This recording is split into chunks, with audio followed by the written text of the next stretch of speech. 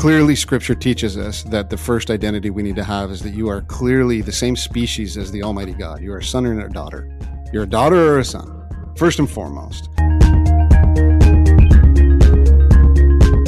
Welcome to The Latter-day Lens, your home for faith-promoting, unscripted discussion of current events. If you'd like to contact us, you can send us a text message through the link in the show notes. You could also email us, latterdaylens@gmail.com. If you want to know more about the show, please visit our website, latterdaylens.com. Hey everybody, and welcome to The Latter-day Lens. It's so good to be with you this week. I'm your host, Matt. With me, as always, is Shawn, and we're so excited to have Levi back. Levi, The goat. welcome back. Levi the goat. I'm excited too. Every time that Levi's on the show, Shawn's a little bit happier. He loves all of our guest hosts, but he seems to love Levi just a little bit more. We got history. We were in the trenches. We got history, man, Shawn. We got history. Yeah, that's okay. Hey, I didn't like any of the comments this week, listeners. You should do better at writing comments because I liked 0 of them, so I'm not even going to read them. Last week, I read a stupid one just to get mad at people, and this week, I'm reading none of them. So by you not liking them, that means that you just disagreed with what people said. They can do better. That's all. They can do better. Our listeners can write better comments. If you want to comment, step up your game. We don't just read any old comments just because you decide to write trash into our show. You gotta write good stuff worthy of our show. Right, Shawn? Yes. Yeah. It's a rigorous peer review process here. we take this seriously. We're not just 3 guys sitting in our various attics talking about nothing. Right. We have a loyal audience. We have a loyal audience that demands better from you guys. Okay, but go ahead and write. Like, just because I don't like it enough to read it doesn't mean I don't want to hear from you. I love reading your garbage. But if you want me to read it, it's got to be just a little bit better. And it doesn't mean that when we read it, it doesn't make us think. Like, oh, at least me. Yeah, that's true. At least me. Yeah. There's a weatherman here in Idaho Falls that I love. He's just so entertaining. He gives out his personal phone number, and he says to the audience, just call me and leave a voice message. Tell me whatever you're angry about. And then people will leave him voicemail, and he'll just play the voicemail on air as people complain about whatever they're angry about. And his name's Jeff Roper. I love Jeff, but that sort of content's no good. I don't want to here's people left angry voicemails on my machine. Like, I'm not into that. There's a lot to unpack in the comment you just made, Matt. Like, the fact that you've reached the age where you have a favorite weatherman. This is so pathetic, man. Come on. We were on a mission together, dude. You were a cool young guy. You were a cool young missionary, and now you have a favorite weatherman. If you don't have a favorite weatherman, you're not watching enough television, Shawn. I don't know what you do with your time. But clearly, you're not doing enough TV watching. Levi, who's your favorite? I have a list weatherman? of the top 5. They sometimes bump each other. I keep a running list of my top 5 weathermen. All right, here's our first topic this week. Chick-fil-A is famous for closing on Sundays so workers can rest or worship. But recently, the EEOC, that's the Equal Employment Opportunity Commission, a government agency, says a worker told the company she could not work on Saturdays because of her religion. She is a member of the United Church of God, which observes the Sabbath on Saturdays. At first, the company allowed this, but later the company tried to schedule her on Saturdays. The EEOC says the company offered her a lower-paying job if she wanted to keep Saturdays off. She refused and was fired. So the EEOC has filed a lawsuit in federal court and wants the company to pay the worker for lost wages and other damages. It also wants the court to stop the company from future religious discrimination. So here's the question. Is this Chick-fil-A franchise denying or are they infringing on their employees' First Amendment rights to practice freedom of religion? Man, I had to do a little research into the EEOC, Matt. Okay. What do you think my opinion would be of the EEOC? Just you don't like them because they're a government agency. I don't dislike all government agencies, but the nature of the EEOC, like, take a guess.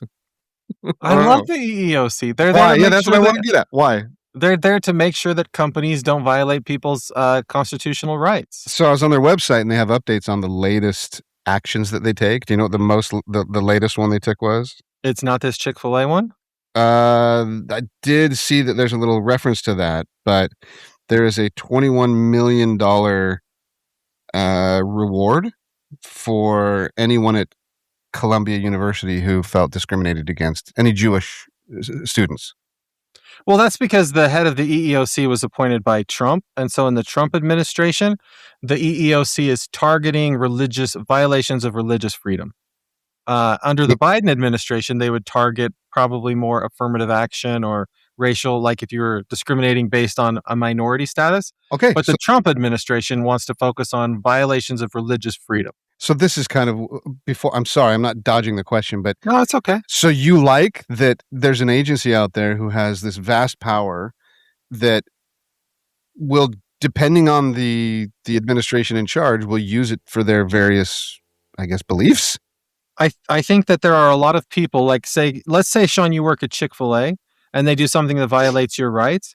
It's going to be costly for you to go get an attorney to fight them in court to try to protect your rights. So I'm okay with there being a government agency that says we're going to look out for the rights of workers. Interesting. Well, I guess to answer the question, so your question specifically is Chick-fil-A franchise infringing on the employee's First Amendment freedom to practice religion rights? By making them work on Saturdays. I got to guess. My first guess would be this. For every one of these stories, my guess would be there are another 20 where employer and employee are cordial to each other and they can work that out. Like, it's odd to me that they couldn't solve that. So to me, it's probably not the most common practice. Yeah, I think it's a failure on Chick-fil-A's end to be like, no, we won't accommodate this. We will accommodate those of, our own religion. I mean, on the one hand, I'm like libertarian and I'm like, they're a private company. They can do whatever they want. I don't care. But on the other hand, I'm like, yeah, but don't be dumb with it. Like, be smart and offer the same, blessings to everyone. So, yeah, I see it both sides, I guess. How do you see it, Matt, Levi? What do you say, Levi? Are Chick-fil-A franchises, or they're franchises, right? So this is some individual Chick-fil-A, some guy. Yeah, probably just somebody did it bad. It seems like a shame. Is it a big? Yeah. Sometimes I think, I don't know why. I don't know if it still serves us to treat religion so special, so uniquely, right? That, like, what if somebody just had, their family just got together on Saturdays and that's just their tradition. Could we make a space for that as well? I don't know. Like, is religion still need to be super special? The thing that, no, this is Matt. Why is religion special? The thing that's in the First Amendment. The First Amendment says it's special. That's being like, why do we have to treat speech so special? Because it's in the First Amendment. Speech is special. Yeah. Well, this is what I say. I say the U.S. Constitution limits the ability of the federal government to do things that violate a person's freedom of religion. And then after the 14th Amendment, the courts have held that the First Amendment applies to states. But nowhere does it say the Constitution applies to private businesses. And so if I own a business and I want to violate your freedom of religion, I have every right to do that as a private business in the United States. My first libertarian feeling was the correct one. I don't know if it's correct. I don't know what that means. I believe you. I believe you on this because I'm on the fence, and so I usually will tilt to one of your sides, and it makes sense. Yeah. Well, so again, if I want to say at Advance Auto Parts, we only serve Catholics. I can do that. If I want to say we only serve people that have shirts and shoes, we can do that. Yeah. If I want to say we only serve men, we can do that. Like, this idea that the Constitution should apply to private businesses, private organizations is very, very recent, like the last 50 years. And I don't think it's consistent with the founding principles of the nation.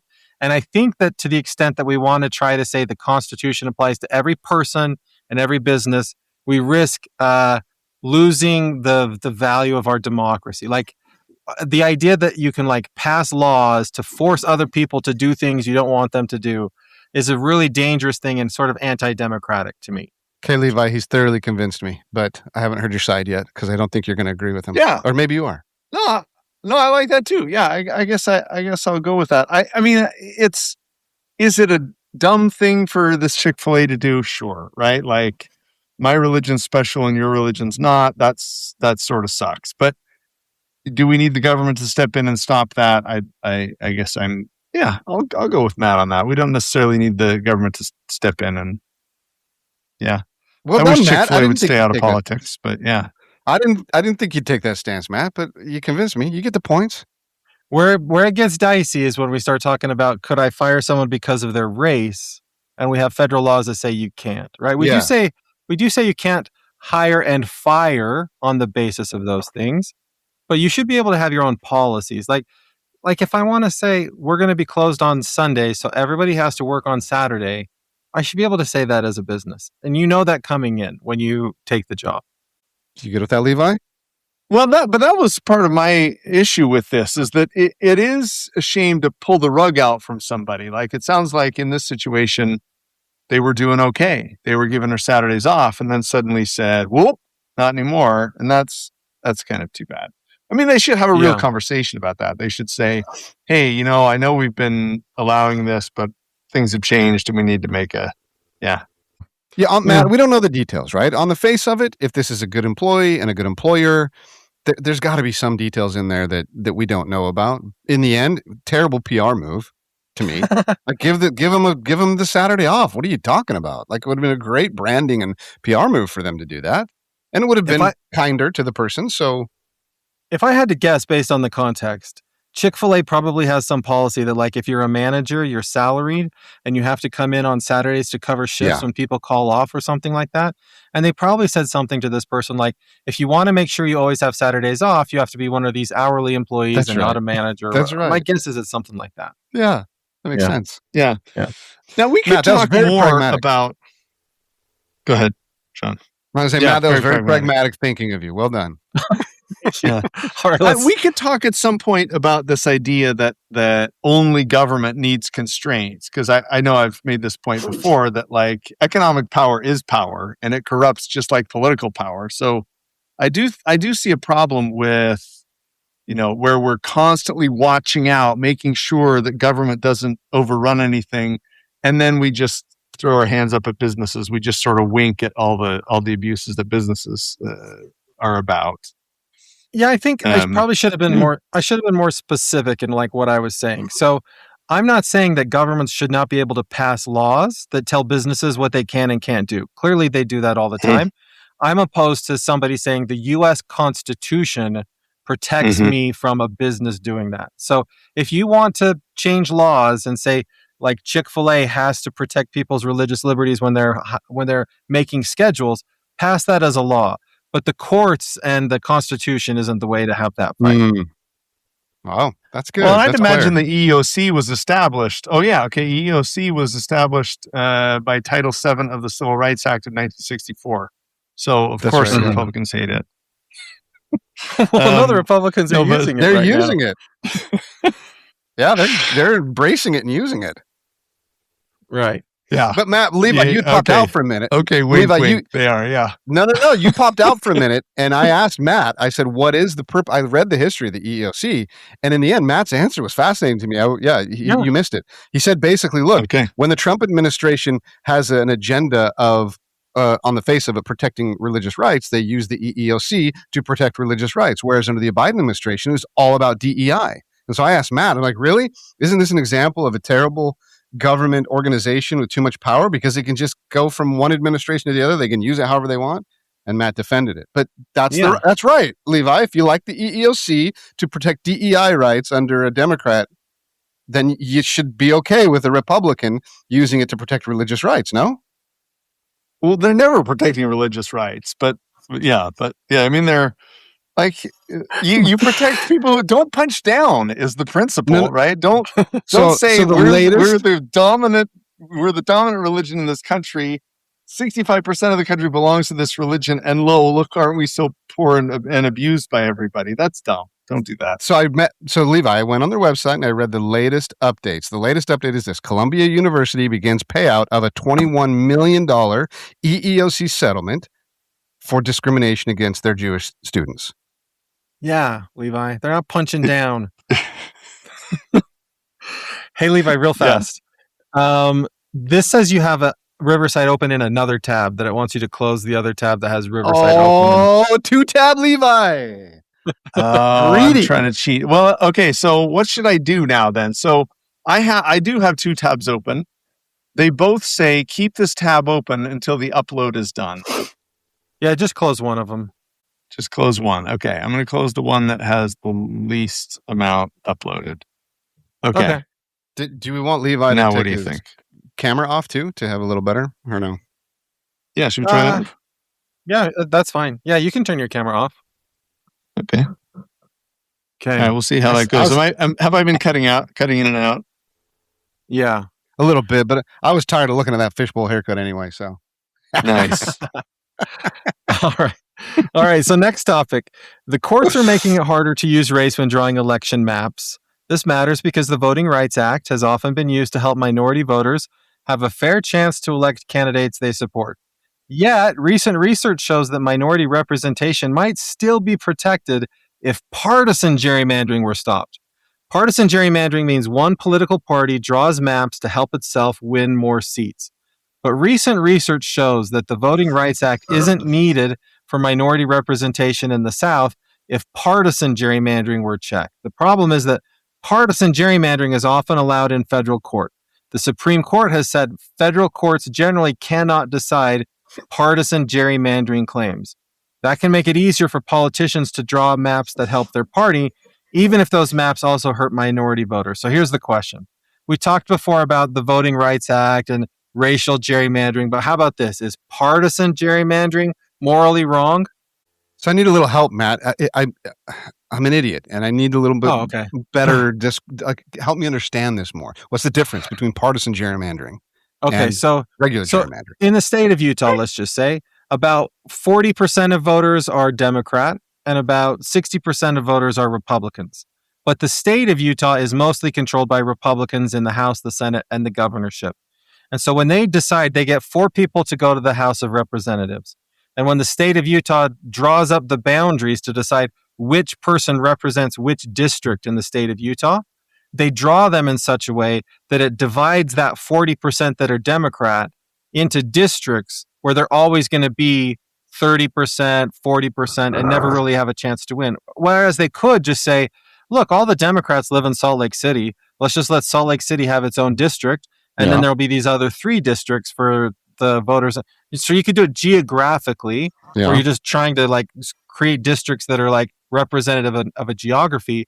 But parties tend to say, let's draw it up in such a way that maximizes the vote for our own party so that we get more of our own party in the House and fewer of the other party in the House. But all of that is just gerrymandering, right? It's not political gerrymandering. Well, it's called partisan gerrymandering. What's the difference? Yeah, so when that went to the Supreme Court, some people said, hey, this isn't fair. They're drawing boundaries in a way to make it so, say, Democrat voters don't count as much.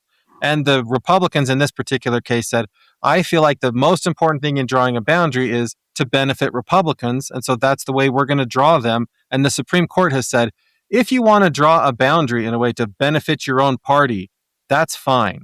And so that's partisan gerrymandering. When a party says, we're going to draw the boundaries in a way just to benefit our own party, the courts have said that's okay. But if they were to say that was just gerrymandering. Well, some gerrymandering is okay and some gerrymandering is not okay. Give me one example of a not good gerrymandering? Say we want to have all white people. Gotcha. Okay. Oh, I see. Okay, so partisan gerrymandering is just if you're basing it on political maneuvering. But anything else, if you're trying to eliminate the rights of black people, wrong and unconstitutional and illegal. Got it. Okay, so what's the question? So the research says that if all you did in the South is get rid of partisan gerrymandering, you would get rid of all the other problems with gerrymandering too. Okay. Like you wouldn't have to worry about creating majority-minority districts because 98% of black people vote Democrat. So if I'm a Republican, I can just say, I'm trying to advantage the Republicans, and in so doing, I'm also disadvantaging black people in the South. So they're like, if you just said partisan gerrymandering is unconstitutional, then you get rid of all of these other problems that are happening. Oh, I see. It doesn't even have to be unconstitutional. It could just be illegal. We could just pass a regular law that says, we don't even have to amend the Constitution. We can just say... But I've heard both of you defend maybe not defend gerrymandering, but you've justified gerrymandering in the past. Is that not right? Well, so the question is partisan gerrymandering, is drawing up the district just to benefit one party instead of another an immoral thing to do? Which to the layman, like I'm the idiot layman, that's to me what gerrymandering has always been. I've never considered that there's someone evil enough to sit down and go, let's draw lines to disenfranchise a Mexican person or a black person. Like, to me, that is so ridiculous and stupid that to me it just doesn't exist. So when you differentiate between partisan gerrymandering and regular gerrymandering, it blows my mind. Oh, I see. Well, that's because I'm a political scientist. I think the distinction is only important when they're trying to skirt around the civil rights legislation, right? So, I mean, they don't care. Like, they really are probably just doing this in a partisan way. But then somebody brings up a challenge and says, hey, I don't know why you drew these maps, but the way you've drawn these maps, black people aren't going to get the representation in Congress that they ought to have. And so let's fix this. And then the Republicans come back and say, there's nothing racial about it. It was just partisan. Mm-hmm. Which is why, Matt, you're asking the question. That's where they draw the distinction. Yeah. So that no one can use the partisan excuse anymore for whatever motive they've got. Your question is, should we make that illegal? Or is it immoral? Is it an immoral thing? It's immoral. Do? Levi, you're going to say partisan gerrymandering is immoral? Yeah, of course. Yeah. I think we all are, right? Do any of us think partisan gerrymandering is a moral thing to do? I do. Yeah. Why? Because you think that, I could see that you pay less attention to the partisan nature because you want districts to be compact or because you want districts to be competitive. I could see those things, but I can't see, I don't know. So I can't see intentionally trying to gerrymander and calling that a good thing. You?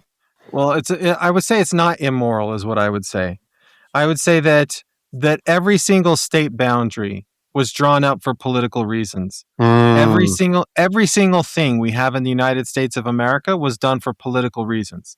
And so for me to say partisan gerrymandering is immoral, I have to go back and say all of these other things are immoral too, right? Like everything we've ever done, the states' rights that we do, like everything in the Constitution is done for political advantage of one side versus the other. And so to me, it's not the end result. Partisan gerrymandering to me is focusing on the wrong thing. It's focusing on this end result. And it doesn't really matter in the end. It doesn't matter if in the state of Utah, those 40% of Democrats never get to have someone represent them in the House of Representatives. What matters is, are the elected officials going to be responsive to their constituents? That's the moral question, not how did they draw up the boundaries to get there. So I don't think drawing up boundaries to give yourself an advantage over somebody else is a moral or an immoral thing to do. It's just the natural thing to do. It's the logical, reasonable thing to do, that you would try to create a district that makes you a safe elected seat. Wow. So that's blowing my mind right now. Well, but is it immoral to draw? So safe seats is another reason that people gerrymander, right? Is to draw a district that they can't lose. So we'll give you Democrats one that you can't lose, and here you Republicans one that you can't lose, instead of making two districts that could potentially be lost. Is that immoral, Matt? I mean, it seems like that makes that makes them less responsive. Do you think? Does that make the question is less responsive? The question is responsive to who, right? I think that I think that it's actually, I'm not afraid of having elected officials who sit in that seat for 20 years, 30 years. In my district in the state of Idaho, our member of Congress has been in his seat for probably 30 years and could stay in there until the day he dies. But that doesn't mean he's not responsive to what we want as voters. And that doesn't mean making him fight every 2 years in a primary election or something like that, or in some competitive race, is going to make him a better representative. So I think it's actually fine that they draw up boundaries in a way to keep their seats safe, because it allows, in my opinion, it allows members of Congress to focus on long-term goals and long-term objectives and not worry about the whims of the voters every 2 years, which I know sounds bad, but it's helpful. It's like a president can only be there for 8 years.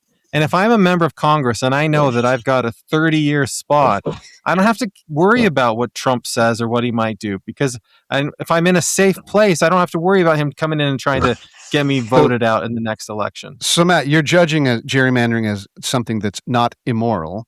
Do you feel like it's the best way to? No. Okay. Okay. No. Okay, but I don't know that there's a better way. If there's not the best way, then there is a better way. I mean, there's other options you could do, but they all have their negatives that go along with them. Levi, what would you do if partisan gerrymandering is immoral? How would you organize it? Well, the mathematicians would do it. You make these nonpartisan, like you get these wonks out here that say, okay, they've got all these metrics, Shawn. You should look at these websites like gerrymander.princeton.edu has all these metrics, and they're drawing they rate them by compactness, and they rate them by competitiveness, and they draw a million different maps, and they say, okay, what would these, like they seriously have computers draw a million maps, and then they say, okay, so how does this compare? How does this existing map compare to these other maps? So you just have the mathematicians do it. You just say, Matt, here's the criteria, make them competitive, make them. But Levi, can you remove like what ulterior motive or what secret motive or what motive is behind drawing you can't, math just doesn't answer. You have to have some reason or purpose for. When Levi says let's have the mathematicians do it, we know what that means is that's artificial intelligence is going to do it, and it's going to take all that GIS software and you're going to tell it the parameters you care about, and then it's going to create it for you. And I don't think that's better than having people where I know what their motives are, have them do it. We don't have to have AI do it. We can just have mathematicians do it, and they do a great job. But what's the motive? The mathematicians what is it? What motive parameters are they putting in there? What's the principle behind how to draw a fair we want line? And I disagree with Matt here. I want competitive districts, right? I want people that have to listen to their constituents or they're going to lose their next election. So competitive districts. And and I do want states to approximately show up with the right number of members of each party. Yeah. What about race? What about race and gender and sexual orientation? Yeah. Do I want race to matter more than? I guess I do want race to matter, but just because of our history in this country, I guess I don't care about that forever necessarily. Gender? Well, gender. People tend to are there gender imbalances? There are probably very few districts or counties that have gender imbalances. Are there? Right? Are there more ladies in New York? Maybe, I don't know. Where's their gender imbalance? What city has a gender imbalance? There's certainly electorates that have historically been more open to electing women to office than not electing women to office. Mm-hmm. Yeah. I don't care who is the representative. I think that the metric that we should be looking at, especially when we talk about race, is the question to ask is, if I'm an average black voter, what's the probability that I will be represented by somebody that I voted for? And if that's significantly lower than the probability for somebody who's white, I think that's the metric we should sort of be trying to measure. Then shouldn't we be redrawing state boundaries, Levi? Because the state is where that matters the most. The Senate. Yeah. Should we be redrawing? Yeah. Should California be 3 states? Yeah, it should. Yeah. Right. Well, so should Puerto Rico be a state? Yes. Should the South look completely different than it is today? Should Montana and Wyoming be 1 state? Yeah. Did you know that there are North and South Dakota? Why do you need 2 Dakotas? You don't need 2 Dakotas. 1 Dakota is enough.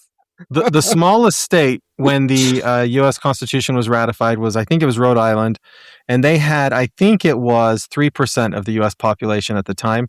We have somewhere in the realm of 24, 25 states right now that have smaller than 3% of the U.S. population. So most states in the United States are smaller in population than the smallest state was back in the day. So there are a lot of people that get way more representation in the Senate than they would have at the founding of the nation.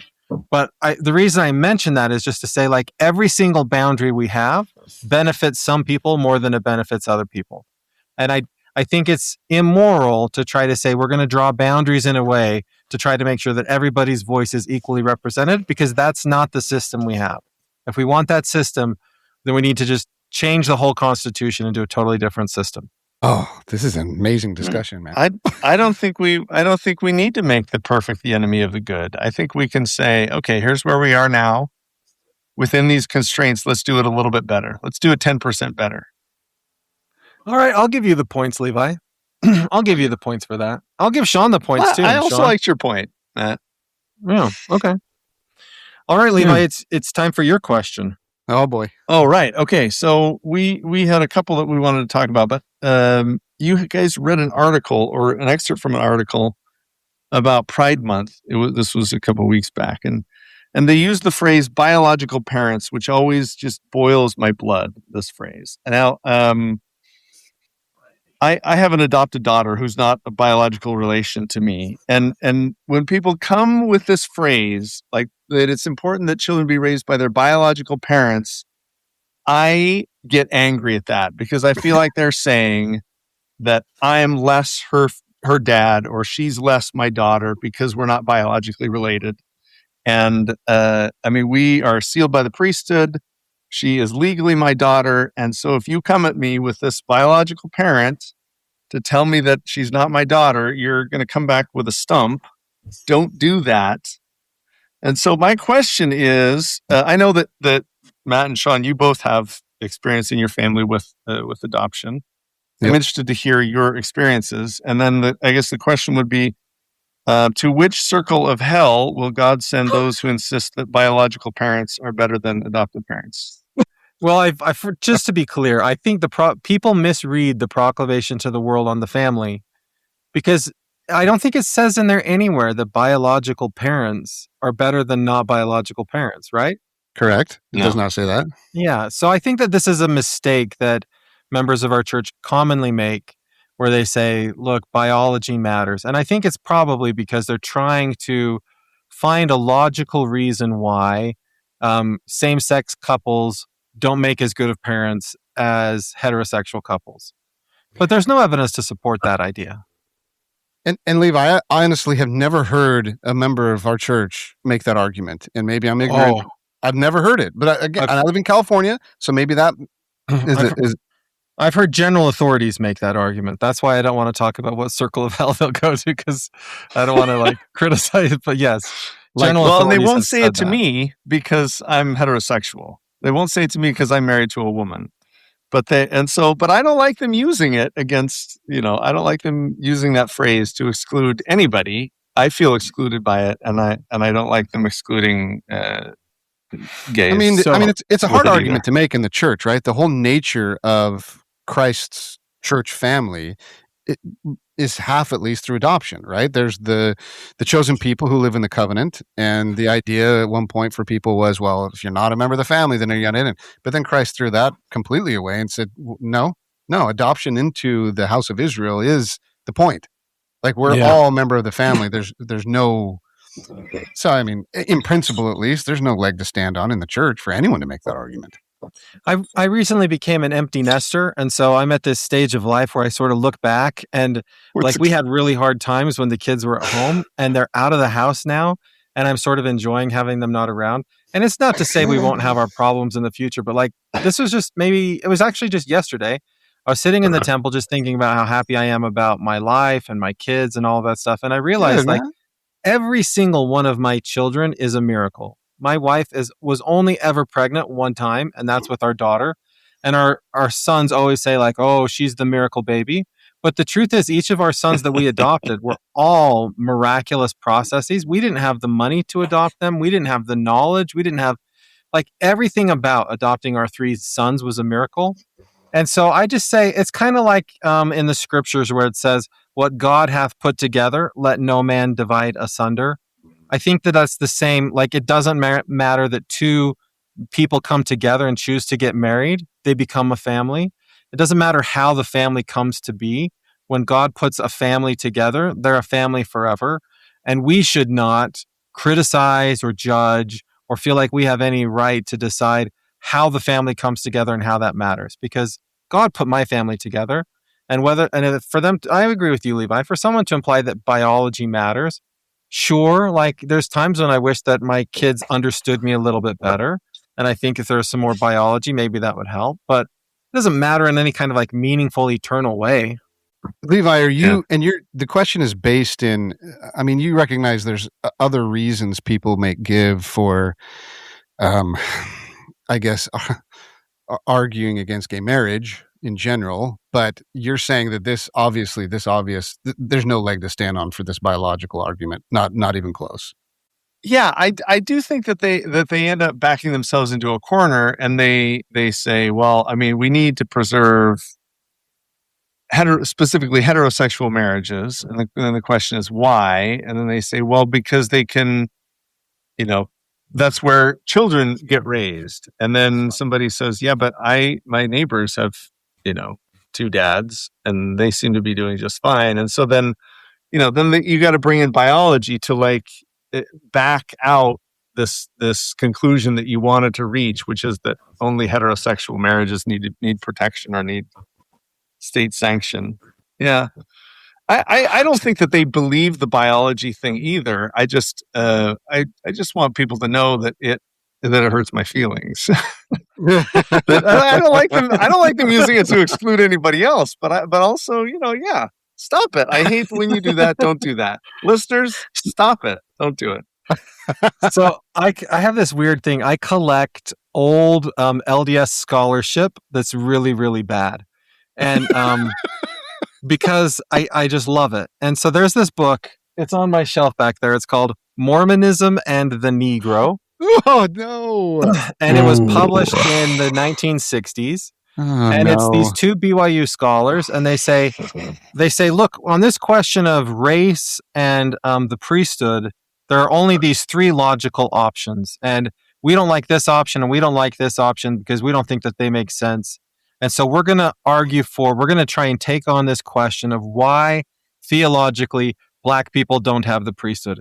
And so they go through and they basically make the argument that Black people must have been less righteous in the premortal life. Geez. Otherwise, they couldn't possibly have this particular situation today. And there's a number of things like that, but that's just the one that it's a short little book, and I like to show it to my students sometimes when I don't think it will offend them. Just to remind people that, like, when we try to make sense today of some policy that's happening today, and we're up against like an infinite being, God, who knows everything, like beginning, now, and the future, and we want to try to like defend his policies or defend whatever's happening in a way that makes sense in like arguments with friends or whatever, we're going to always come up short. And I think what I would say to people is, God doesn't need you to defend his policies. I don't see President Oaks up there defending the policies. They don't even tell you about him anymore. They just publish them in the online thing, and that's it. Like, if they don't need to defend the policies, then we don't need to defend the policies. Wow. God doesn't need us to go tell the world why all of this stuff makes sense. It just is what it is, and we just need to be okay with it. Wow. Matt, you're blowing my mind. That's amazing what you just said. I got to think about that a lot. That's incredible. I think we get in a lot of trouble when we try to use logic to make sense of things that are happening in the church right now. Because what do you think about that, Levi? Ooh, my. Okay. I have to think about how much I want to say here. I am not comfortable in, I'm comfortable with some uncertainty, but I'm not comfortable with somebody that says that's the policy, you just shut up about it. Like, I don't like that at all. And I do want to probe the mind of God and get to know, what's he thinking? What are they thinking? That's an important question for me. So I kind of agree with Levi, and that doesn't Matt. mean I have to, yeah. I That doesn't mean I have Levi. to, kick against the pricks or anything, but I do like to ask Matt, those questions. Matt, the scriptures often refer to the fact that there are eternal truths that are mysteries, but that does say if you diligently seek, the mysteries of God will be revealed to you. So if we diligently seek the word of God and we pray and fast and we diligently seek, the scriptures themselves say the mysteries can be revealed. I don't know, Matt. I love what I really love what you said, but I also think that I love what Levi said. I don't know, man. I think God has commanded us to diligently seek him. He says he will not upbraid when we need wisdom. He will not make fun of us. and he will be liberal in his answers to us. So if I really deeply want to understand the priesthood ban, I think it's possible. I didn't say you can't ask the question. Okay. What I said is God doesn't need me to defend him. That's what I said. What about the Bible that says that's true? Hold on. Contend for the faith. Paul says contend for the faith. Preach nothing but repentance, Shawn. Preach nothing but repentance. Okay. Look, there are people who have a role to defend policy. President Oaks, the Quorum of the 12, maybe even the 70, they have an obligation to help people understand policy. That's not my job. Wow. And if I need to understand how it applies to my life, 100%, go seek wisdom and understanding to know how it matters to you.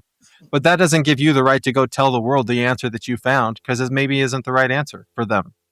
Levi, I'm giving you all the points because you asked a question that led into a discussion that is like, I'm all excited about, man. I get like giddy about this. This is a great discussion. Okay, Levi gets the points. I like that, Matt. I do like that perspective that we can, because I am the kind that does feel that compulsion to like go out and defend it and say, you're wrong about this and here's why. And it's just at my better angels just say, Levi, chill out. You don't need to go defend that. I like that. I should be more like that. Listen, if you write the policy, you better defend the policy. But if you just woke up one morning and it was on your phone, come on, that's not your job.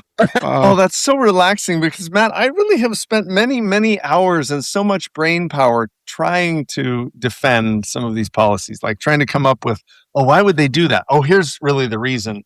And it would have saved me a lot of energy to just say, man, I don't know. It's not my job to defend that. Yeah. Wow. All right, let's move to the big question. So the Manhattan Institute, I think that they're a liberal policy think tank, but they conducted a survey of people who voted Democrat in the last presidential election. So there's just a warning, listeners. Just a warning. Matt, who is an empty nester who has like favorite weathermen now, is about to throw at us a bunch of numbers.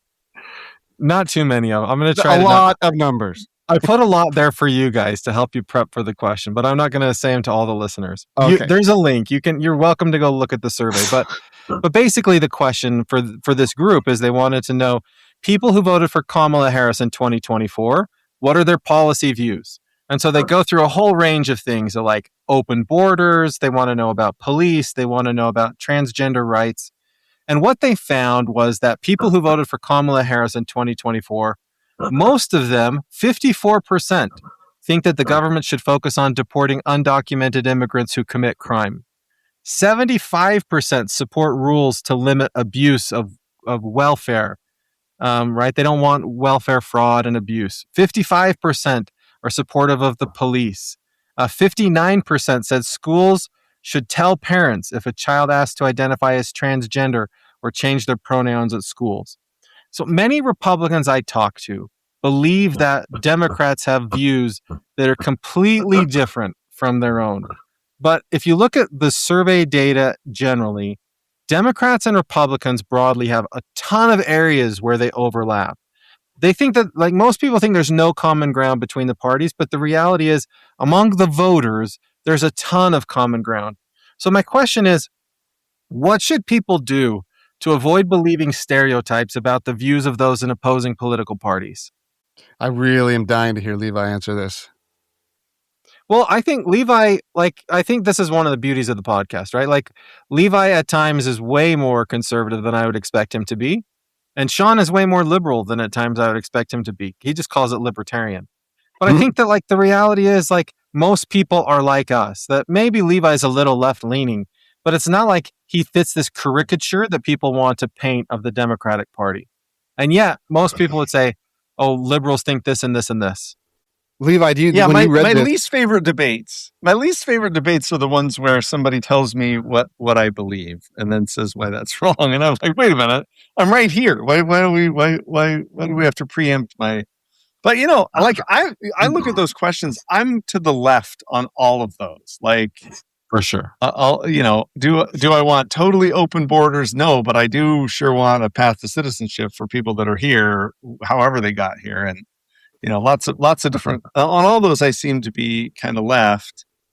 Rephrase. Hey, you skipped out, Levi. Rephrase it again, because this will be an interesting exercise. Because if I'm on the right, I think I agree exactly with what you just said, which proves Matt's stupid survey points.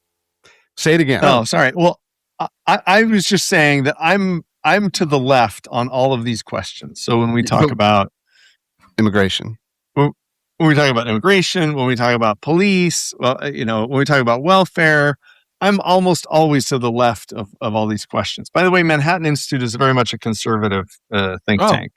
Oh, thanks. I didn't know that. Yeah, they're like free market, school choice, those kinds of issues. But I do think it's about, and I was debating this question as I was, walking the dogs this morning. I do think we've moved so much of our life online that and that's a shame, right? I think we used to have a bunch of spaces where we would go and we would interact with all kinds of different people. And and maybe it's not true that we do that less, but I think the solution is to touch grass a little bit, right? To go out and meet one of these scary liberals and see what it is they actually think and do and feel. And you're right, Matt, that they're not that different. So what do you do then, guys, when I've got a friend and we love each other, but they don't like talking politics? Because we were talking once and she's very left-leaning. And I said, hey, now what do you have against, say the Republican Party? And her immediate reaction was, every Republican is a racist. You're all racists and I don't like you. You're racists. And I immediately was like, well, how do I have a discussion with that? Right. Like, what do I do when people are so extreme in certain, is there evidence that every Republican is racist? They're clearly going on the internet and reading some headlines and just believing it. What do you do? Well, I think this goes back to the question we talked about last week a little bit about identities, right? And what we have to do is we have to strip away our identities and stop thinking of other people in those terms. Because even though, Shawn, you might vote Republican in a lot of elections, and even though you might be registered Republican, to think of you as the stereotypical Republican removes the humanness from you. It defines you in ways. And same thing with Levi, to say, even if he has progressive views on a lot of issues, to think of him as like this stereotypical Democrat, it removes the humanness away from the person. And so in football, I have to not think about people as Patriots fans because I'll hate them, right? And so I have to learn to look past that and be like, there's so much more to other people than their party identification. And so when I talk politics, maybe don't talk about it in terms of Democrat and Republican. Just talk about it in terms of member of the church and member of the church. Or when I think about what does it mean to be a Republican, don't think about it in terms of the stereotypical Republican, but think about it in terms of the people you know who might be Republican and try to guide your thinking in that way. Yeah, I agree with you, Matt. Identity, back to that former discussion, identity, clearly Scripture teaches us that the first identity we need to have is that you are clearly the same species as the Almighty God. You are a son or a daughter. You're a daughter or a son, first and foremost. And build off of that, because I agree with you. The biggest mistake I see in anyone who's miserable in this life is when they wrap their identity around these man-made, power-driven, profit-driven political parties. The people I know whose identity is based around that, they are miserable, unhappy people. Did you just disparage profit motive, Shawn? You leave profit motive alone. Profit motive's taken enough abuse. That's not what capitalism is about. It's not about profit motive. It's about value. And this is the other thing I would say. In addition to what Levi said about interacting with people in person, you really should go to a Republican Party event, a protest event, an event of people who disagree with you, and just go spend some time there and see who they are and see how they behave. Because what actually happens at those events is so different than how it's portrayed on television. Even go to like a Republican Party convention or a Democratic, go to some party meeting or something like that and just go observe. And I think that the more that we do things with people in person, the more it helps us to overcome stereotypes about people. Get to know people. That's right. Love your neighbor, get to know them, respect them. That's right. Levi goes to all of these No Kings protests. Levi takes his kids and his family there. Levi, is the news an accurate way to portray what happens at those events? I don't know. What does the news say? Depends on the news source. They were Well, lighting Levi- dumpsters on fire. Right. You're there. You're in Portland, Oregon at protest events where Antifa is rampant, burning down federal buildings. Is that the sort of stuff you see when you're at those events? Yeah, well, I remember like we went to many Black Lives Matter protests, and even like we were tear gassed, and we didn't take the kids to those ones, but yeah, and it was kind of funny to watch the news coverage because it didn't represent it very well at all. I mean that there was a small set of people that the news coverage would focus on, and I think that's pretty typical, but. I invite all kinds of people to all these protests, and it really there's always activity in Portland lately down at the ICE building in downtown Portland, but it's like it's kind of a fun vibe. Yeah, there are people they're gonna use some cuss words and stuff, but it's actually pretty fun. There are people playing music and having a good time. So Levi, I'd say definitely go out. Levi, what advice do you give? Because when I think of someone who's liberal, the people that I love the most, you're my favorite because I love you so much. I know so much about you. We're so close. And it's like, okay, then look, I can have a faithful, someone who has great faith in Jesus Christ, someone who's a wonderful person, and they can be liberal. And I'm like, yeah, great. But Levi, my love, you also have a visceral, almost like your father, like reaction to the capital R word. To any time you talk about a Republican, it's angry. So I'm not supposed to have that to a liberal. Why are you allowed to have that to Republicans? I need to understand this, because when you told me that you growing up, your father was so dogmatically Republican, and you told me that you decided I'm not going to be that, but it does seem like you've become that a little bit on the other side of the spectrum. Is that not true? I know that's a little vulnerable. Yeah, that I don't like. It's a good question. It is a little introspective to say, like, do I have a hatred of Republicans? I know actually a lot of Republicans, so I interact with a lot of individual Republicans all the time. I don't have much respect at all for Republican politicians. Somebody who is going to make it their living to ruin people's lives in that way. I think that's a really trashy way to spend your life. That's what I'm talking about right there. Yeah. You've clustered, and I do think you've clustered every Republican politician into a box, as opposed to treating them each as an individual and saying, like you just got through saying, oh, they play cool music at these rallies. They're great people. Yeah. But so that's one extreme way to describe it. Then you go to a political party on the other side and go, they're despicable. All of them. I don't understand that, Levi. Yeah. Well, and like when we talked about, when we're talking about gerrymandering and we want, we want representatives that represent the people. And I feel like we have just watched the Republican Party just collapse, just surrender and sell out every value that they ever had, right? The last, since 2016, we just watched them one by one abandon every principle that they ever claimed to have. And I just don't know how you can have much respect for a political party like that anymore. Like, I don't even know. Yeah. But it is confusing because I watch people that I know, people that are good, who are staying in the Republican Party. I just don't know why. They would do that. Well, because Levi, not everybody lives in Portland. And if you want to win elected office in Idaho, you better be a Republican. And if you want to win an elected office in rural Oregon, you better be a Republican. So it's just a strategic choice based on where you live. You think meaning I have a desire to be a state senator, and what party shall I join? I'll just join the one that's likely to win. Huh? Yeah. That's how you do it. That's 100% what Donald Trump did, by the way, right? Lifelong Democrat, and saw he could never be president of the United States as a Democrat, so he picked the Republican Party. It's 100% true. Don't say it. You're going to make...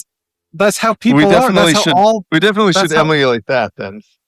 Well, it's how every politician is, right? Like, okay, like it's just a strategic choice, and you just have to, like, sure, they say there's these broad values that I agree with, but guess what? The broad values that Republicans share, so do Democrats share most of those same broad values. And most of the votes that Republicans take, that they kind of have to hold their nose to take that vote, it's because they want to be in power because they think they can do good in their community. And they look at the things that you're using, Levi, to define the Republican Party. Most elected officials that are Republicans are like in private saying, I wish I didn't have to vote for that, but I need to do that in order to do this other stuff that matters more to me. So it's just a strategic choice on both sides.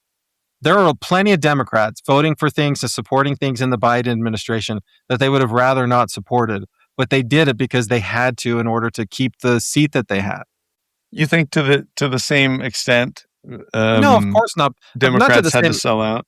Not to the same extent, because Donald Trump and Joe Biden are not the same person, right? But when you have when the leader of your party demands loyalty the way that Trump does, then it requires more of you in that regard. But the analog to Donald Trump is Bill Clinton, and there were many, many Democrats that had to support things that Bill Clinton did that they did not like because that's what they had to do. Yeah, but you're talking about things they had to like move right on, yeah? That they had to support, Republican-like policies. Or support, I would call it sexual assault in the White House, right? When he has sex with an intern. Yeah. Right? Yeah, So to me, it's in all cases, it's just the elected officials, it's just a strategic choice. Where can I win? How can I win? What do I have to do? And if I'm in Texas, it's much easier to win as a Republican than as a Democrat. And so why not just go the Republican route? See if I can move them in the direction I want to move them in Texas. Yeah. Levi, I will give you the points too on this, because there's no person that I know more who lives the life of what their convictions are. And I love that most of your convictions are just, they're of God. They really are. And your motives and so I watch you and I learn from you, and I love that. Even though like I don't understand a lot of the political leanings or the political passions, I still like you get the points because I learn from you so much. And Matt, you too. Like, so it is nice to have a discussion about the different political what we in different political parties believe or don't believe and what we have in common. But I like even better to push those aside and just learn from each other. So I think that's the latter-day lens, is stop making our identity around a political party, and instead let me learn from Matt and let me learn how it differentiates from Levi. And I love them both, so I'm going to learn from both. Yeah, I think that's what we're trying to do on the podcast, and that's why I try to bring the stuff up. But we do have new listeners that join us from time to time, and so I do think it's important to point out that like whatever stereotypes you have about people on the other side, stereotypes are at the same time both completely true and absolutely false at the same time. And so believing stereotypes is always a bad thing. And I think that the prophet and church leaders are always urging us to try to get past that stuff because it stops us in our spiritual development. And so I think that's why I love doing the podcast. Levi, you get the last word. Well, my last word is an apology. I mean, Republicans, you are good people. I know you are. I know you. You're in my wards. I work with you. Republicans are very good people. We happen to disagree on a lot of political things, and I do think that you're doing a lot of damage right now. But I believe in a time when the Republican Party comes back to its senses and will be a force for good again. So I'm sorry I was so mean. Levi, you're the best. You're the best. Talk to you guys next week. Thanks, guys. It's always sad to say goodbye, but we hope you'll join us again next week. New episodes drop each Wednesday. In the meantime, subscribe to the podcast, give us a like, and visit our website for past episodes. You can comment on the show at realmormonism@gmail.com. Thank you for making us one of the most listened to podcasts. We love our listeners.